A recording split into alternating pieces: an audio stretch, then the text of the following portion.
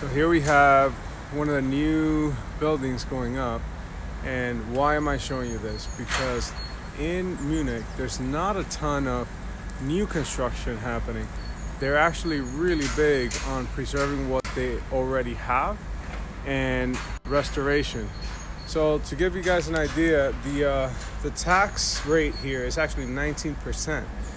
So if you think it's high elsewhere, you might want to reconsider that.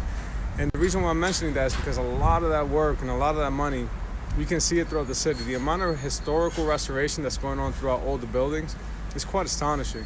You cannot go a block without seeing scaffolds erected or some type of construction happening all throughout the town, because huge money being spent in restoration. They're preserving their history, whatever they have left, because a lot of it was bombed during the war. So kudos to the German folk, but lots and lots of construction and tons of coordination, because in order for them to actually do any type of construction, the city's so congested and so small in a sense that it takes months and months of coordination